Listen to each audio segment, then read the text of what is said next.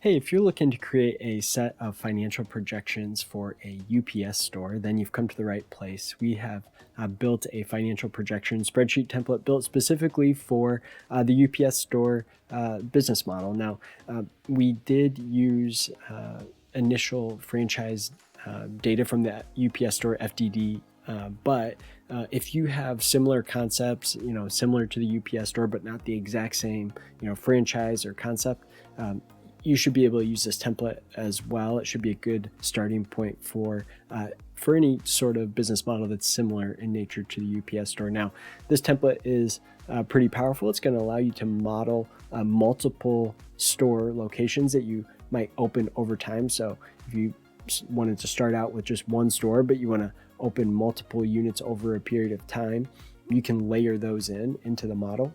You're also going to be able to get a full 5-year projection with an income statement, cash flow, and balance sheet. You'll see here when I dive into the template just all the different details and aspects of the model. But I wanted to just do a quick introduction to myself. My name's Adam Huxema. I am the co-founder of Projection Hub, and we help founders create financial projections for potential investors and lenders. Specifically, today, I'm going to be focused on this UPS store financial model, but we have about 100 different industry-specific financial projection templates. We help folks with the template. We help folks fill the template out if they need that level of support as well. So today, I'm going to go ahead and walk you through step-by-step how to fill this template out. So let's dive in. Okay, so I am starting out here on the At a Glance tab. So this is kind of the end of the process. So after you filled out all of the assumptions, you're going to be able to see some profit and loss at a glance, some key ratios, a few different graphs and charts, and then some key performance indicators or summary data that would be useful to you here, as well as some startup fund graphs and charts. You're also going to get a 5-year income statement summary, a 5-year cash flow summary, 5-year balance sheet, and then an income statement, cash flow, and balance sheet all broken down by month for each of the 5 years. So you're going to get that monthly level detail. This is what the SBA, for example, if you're looking for an SBA loan, they're going to be asking for monthly detail, at least for the first couple of years, as well as annual summary data. So in order to produce all of these reports, though, we have a little bit of work to do. So I'm going to come back to our input assumptions tab here. And so the thing that you need to know about the blue input tabs in all of our models is that any cell that's highlighted in blue is an assumption that you can change without breaking something in the model. So, feel free to make changes without breaking anything. One tip will be don't delete rows or delete cells. You can hide them, but I would suggest not deleting. You may create reference errors in the model. So that's always a good tip to remember. Okay, so we've got our company name, UPS store, and we have our projection start month, January 1st, and we have opening cash balance of $10,000. Now let's say we're going to invest $250,000 of our own cash into this, and then we also are going to borrow. We're going to have a business loan of $150,000 down here as well, and another business loan for $200,000. So you can add in multiple loans. Let's say maybe you're buying the building as well. And so this could be an example where maybe you own the real estate, you're going to buy the building. So that's why we've got this loan at a longer term, the 360-month term. And then this may be more of a startup or acquisition loan on a 10-year term. Okay. So you'll also have some other assumptions up here about your accounts payable and accounts receivable. This just means that you're going to pay most of your bills, 80% of your bills in the month incurred. Maybe some of your bills, maybe you get your utility bill and you have 30 days to pay it or something like that. So some of those bills may be paid on a 1-month delay. You'll also have accounts receivable here where you're going to get paid 100% of your sales in the right away, right? Customer comes in, they're going to pay you right then. You're not going to give them terms that they get to pay in 30 days or something like that. But if you did have a unique situation where you have maybe large customers that you are invoicing at the end of the month or something, then you could say, okay, some percentage of your sales are in a net 30 payment here. You can set inventory assumptions. So you can set inventory assumptions here where you can have an initial inventory balance at startup, and then this percentage here would be how much inventory would you have on hand as a percentage of your monthly sales. So you'll keep some inventory on hand, and then surely you'll get additional shipments of additional inventory as needed. So for the fixed assets, what we did here is we took data from the FDD, from the UPS Store franchise disclosure document, and tried to populate with information from that FDD. Now, some of these items could be ranges, they can change, and so you'll always want to make sure you get the most up-to-date version of the franchise disclosure document and update these values to what makes sense for your specific plan, location, and time. Okay, moving on to the input revenue tab. So here we can say, how many days we're open per week, can set some just overarching like price growth and cost growth rates year over year. And then here is where we would be able to open multiple UPS stores. So we could say, okay, we're going to do, store number 2 here, and we're going to open that in month 25. So at the beginning of year 3, we're going to open let's say we open a second store. And when you do that, then the model will automatically build that additional store into the model. You'll notice here that as we scroll over, we're going to see, okay, and we're going to, in year 3, if I scroll over far enough, yeah, so I can see that I now have 2 stores open once I get to that year 3 level. Okay, yeah, there it was right here. We have 2 stores open, one that's 1 year old, one that's now 3-year-old, a 3-year-old store. Okay, and so what we're going to be able to do then is say, okay, 1 year after opening, how many visitors is the store going to get per day? And then as we kind of grow, the stores will grow and probably get more and more customers each day as they grow. So you can set that kind of customer count here per store per year.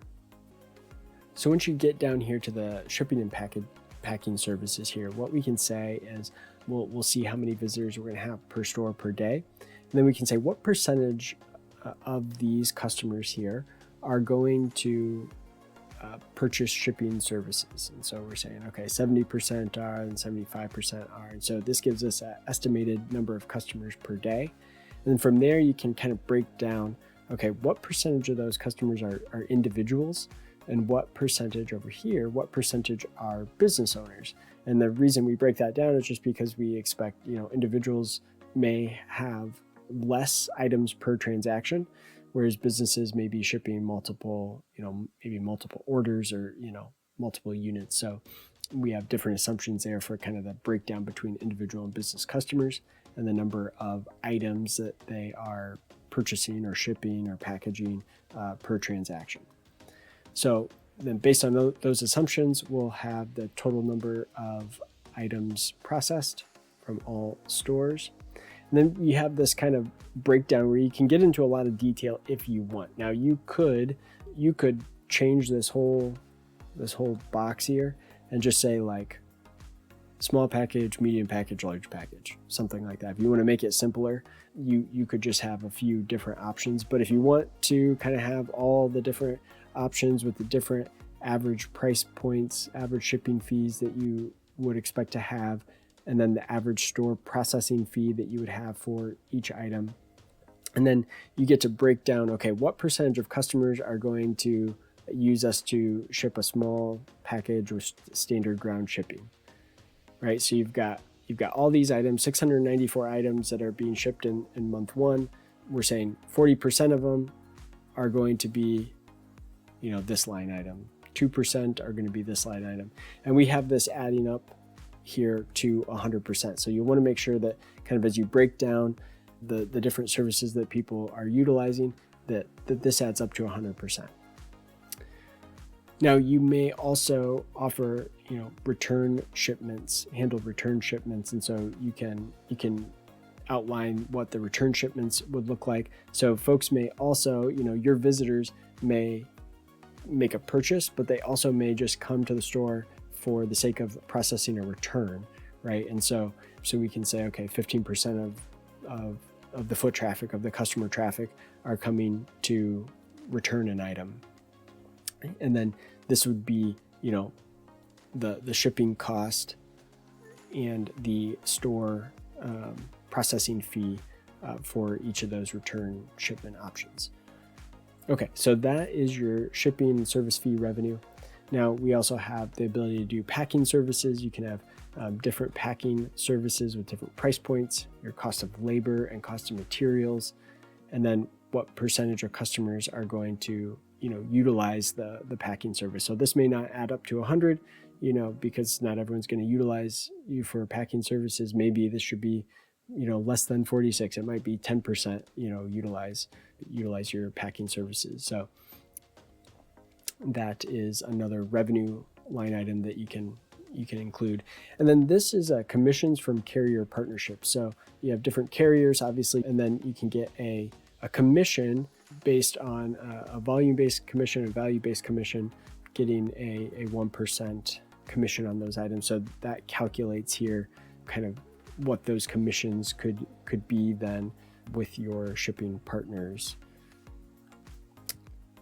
Now we also have the ability to, there's kind of lots of different revenue models in a UPS store. So you also have the ability to do business support service revenue and cost of goods sold. So again, we can say what percentage of visitors to the store are going to take advantage of these business support services. And we can see, what those would be. So packaging, materials, office supplies, office equipment, notary services, shredding, document service, scanning, faxing, those sorts of things, printing. So all of those items can be handled and kind of considered in this section. And it doesn't end there. We also have mailbox rental revenue. So that is another common revenue model that a UPS store can have, is mailbox subscribers. So we can put how many new mailbox subscribers we're going to get each month here. We can set an annual growth rate as well as a churn rate or cancellation rate. So what percentage of those mailbox subscribers leave, along with a maximum capacity. So if the store has 200 mailboxes, that would be your capacity, and you could grow that kind of revenue line item until it hits that capacity, and then it would level out. You have the ability to say whether it's those customers are going to pay monthly or annually, and set a monthly or annual fee, because there could be discounts if you pay annually. So you can set those assumptions in there. And ultimately that will give you your mailbox rental revenue as well. So that is the pretty long revenue model there, 250 lines, but there is a lot of revenue options for a UPS store that we want to include. Now on the other expenses, this can get pretty powerful as well. We can set up expenses, and we can utilize data from the franchise disclosure document. So that's where we got a lot of these numbers. So your initial marketing plan, digital media, your advertising, 4% of revenue, and then the royalty fee to UPS as a franchise, 5% of revenue. You have credit card processing fees, we set at 3% of revenue. You can see other operating expenses here set up as monthly amounts as well. And you can set these expenses and put them in different categories here. So if you want to add more categories, you can add more categories up here, and then categorize those expenses. You can also set all of these expenses to be a fixed dollar amount, meaning it's the same dollar amount each month, a percentage of revenue, a per store expense, or a per employee expense. So there's a lot of flexibility here, where, for example, training could be an expense per employee as you're training new employees.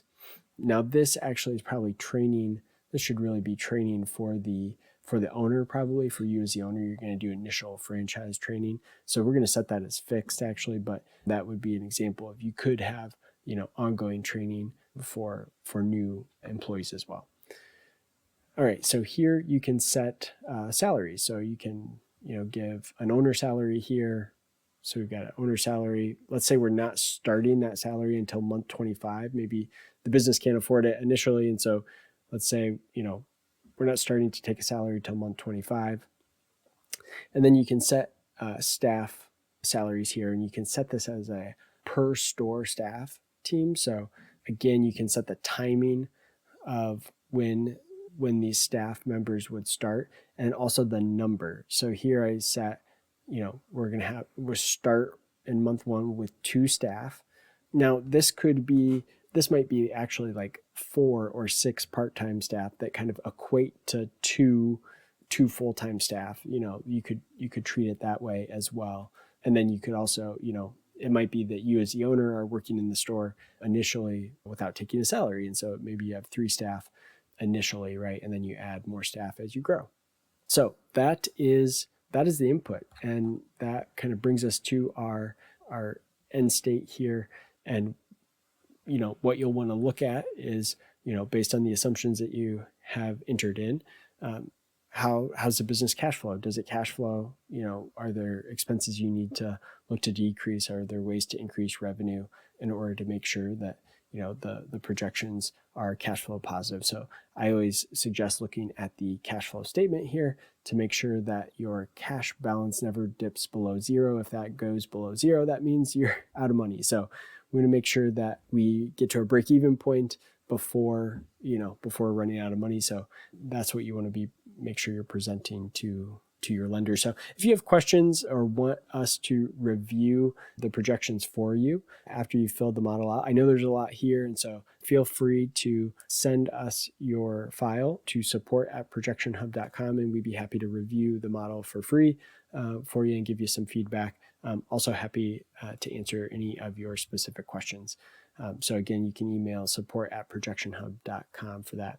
And also, as a thank you for sticking around now to the end of the video, we're going to put a link in the description of the video below to get a coupon code. So you'll be able to get access to a coupon code where you can take a discount on this particular template. We'll put a link to the template in the description of the video as well, and make sure to take advantage of that discount. All right, I hope that's been helpful, and we'd love to hear from you. Thanks.